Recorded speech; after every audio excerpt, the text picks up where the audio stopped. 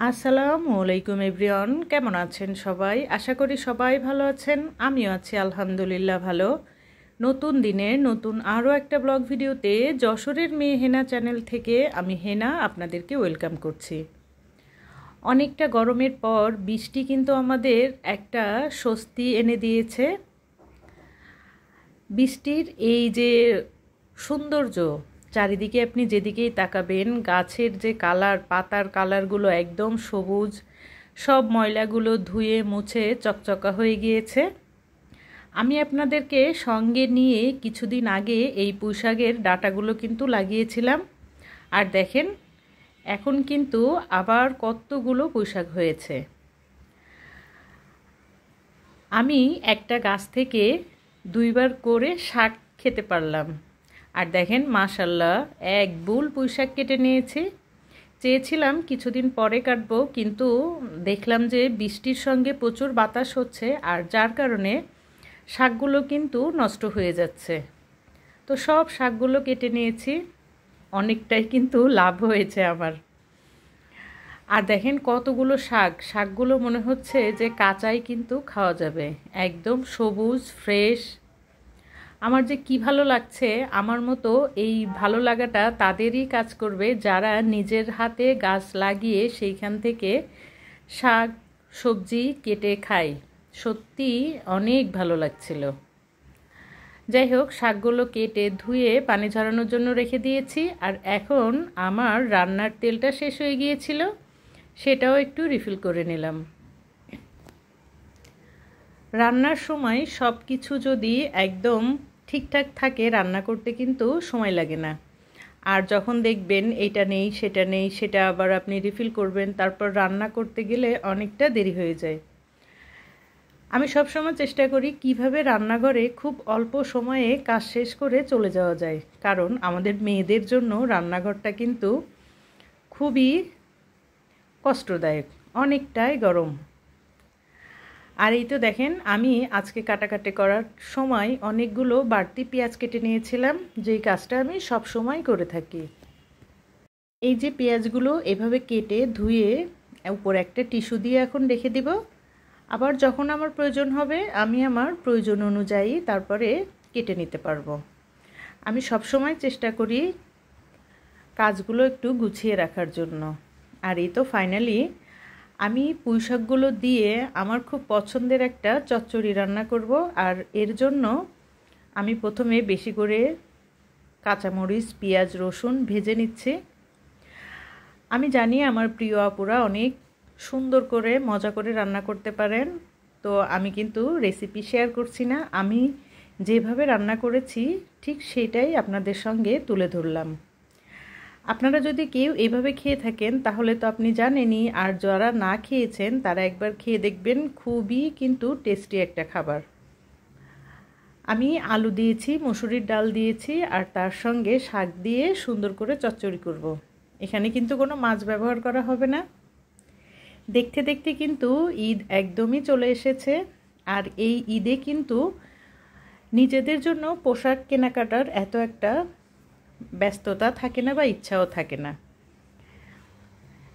তো আমি আমার রুমের জন্য কিছু কেনাকাটা করেছি, সেটাই আজকে আপনাদের সঙ্গে শেয়ার করব আমার রান্নাটা শেষ করার পর। আমি সব সময় ঘর সাজানো জিনিস কিনতে পছন্দ করি, আর একটু সময় নিয়ে কেনাকাটা করি। আপনি সময় নিয়ে কেনাকাটা করলে আপনার কিন্তু অনেক লাভ।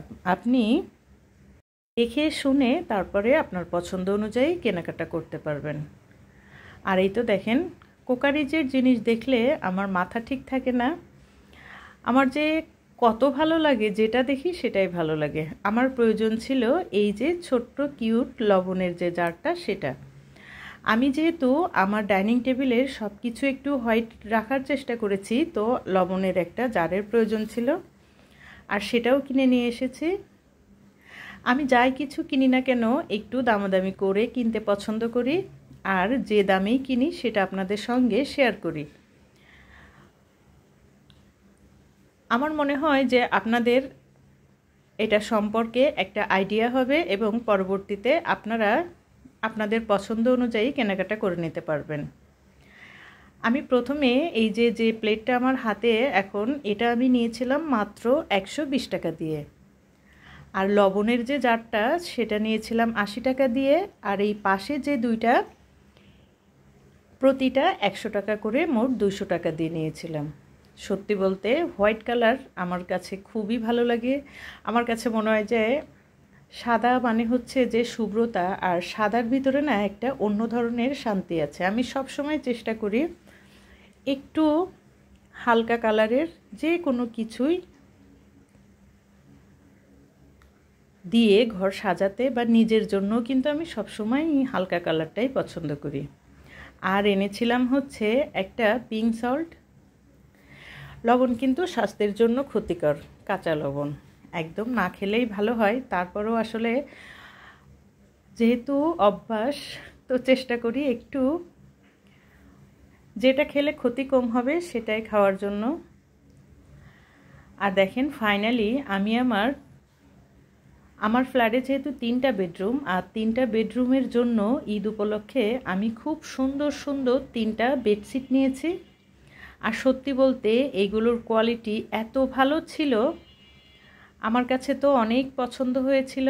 আমি অনলাইনে অনেক খোঁজাখুঁজি করেছি, কিন্তু সেইগুলোতে যে দাম চাচ্ছিল তাতে আমার ভালো লাগছিল না। তো আমি কিছুটা সময় নিয়ে একদম ঘুরে ঘুরে দেখে তারপরে কিনে নিয়ে এসেছি। আরও একটা যে বিষয় সেটা হচ্ছে, আমরা যখন অনলাইন থেকে বেডশিট কিনি, বেশিরভাগ যে কভারগুলো সেইগুলো কিন্তু সেলাইটা একটু অন্যরকম থাকে। আর আমার কাছে সব সময় ভালো লাগে যে চারিদিকে একটা বর্ডার মতো করা থাকে সেটা। তো আমিও কিন্তু দেখেন দেখে দেখে সেই রকমই চাদরগুলো কিনে নিয়ে এসেছি। আর সত্যি বলতে দেখেন 3টেই কিন্তু হোয়াইট কালার ছিল, আর হোয়াইট কালারের ভিতরে অন্যান্য কালারের ফুল। প্রতিটা চাদরই আমার এত পছন্দ হয়েছিল। এগুলো একটু গুছিয়ে রাখা কষ্টের, তারপরও কিন্তু যে জিনিসটা একটু আপনাকে শান্তি দেবে, সৌন্দর্য দিবে, সেটার পিছনে তো আপনার একটু কষ্ট করতেই হবে, তা না হলে তো আর আসলে হবে না। যাই হোক, এটা হচ্ছে অনলাইনের একদম ভাইরাল একটা প্রোডাক্ট বা বেডশিট। প্রতিটা পেজেই আপনি দেখবেন যে এই যে বেডশিটটা, এটা কিন্তু খুবই ভাইরাল। আর এটার আসলে যে দাম, আমি যখন এটা নেওয়ার জন্য মন স্থির করেছিলাম, প্রতিটা পেজেই আমি দেখেছি যে শুধু হচ্ছে 2টা মাথার বালিশের কভার আর বেডশিটটা সহ হচ্ছে 1650 টাকা। যদি আপনি কোলবালিশের কভার নেন সেক্ষেত্রে হচ্ছে 1950 টাকা, ডেলিভারি চার্জ তো আছেই।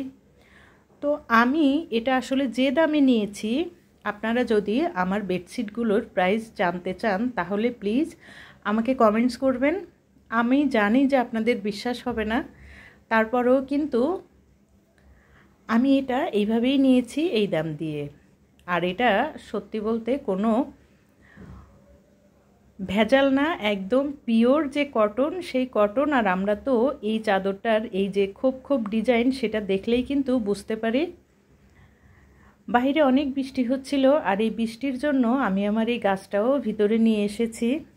ভিডিওর এই প্রান্তে সকলের কাছ থেকে একটা জিনিস চেয়ে নিচ্ছি, সেটা হচ্ছে একটা লাইক। প্লিজ আমার ভিডিওতে একটা লাইক দিবেন। আমার ভিডিওতে বলা কোনো কথা, কোনো কাজ যদি আপনার ভালো লেগে যায়, আপনি চাইলেই আমার চ্যানেলটা সাবস্ক্রাইব করে আমার সঙ্গে থেকে যেতে পারেন। পাশে থাকা বেল বাটনটি ক্লিক করে রাখতে পারেন, যাতে আমি নতুন কোনো ভিডিও ছাড়লে আপনার কাছে নোটিফিকেশন চলে যায়। আপনি আপনার সময় সুযোগ করে আমার ভিডিওটা একটু দেখে নিতে পারেন। আর এরকম লাইফস্টাইল ভিডিও যদি আপনি প্রতিদিনই দেখতে চান, তাহলে আমাকে সুন্দর একটা কমেন্টসের মাধ্যমে জানাতে পারেন। বৃষ্টির দিনে কিন্তু অনেক ধরনের গরম গরম খাবার খুব মজা লাগে, খিচুড়ি, ভাজা পোড়া। তো আমি সন্ধ্যায় নাস্তা হিসেবে একদম ধোয়া ওঠা গরম গরম মোমো এনেছিলাম, আর সেটা দিয়েই কিন্তু সন্ধ্যায় নাস্তা করে নিয়েছি। আজকের মতো এখানেই শেষ করছি। আল্লাহ হাফেজ।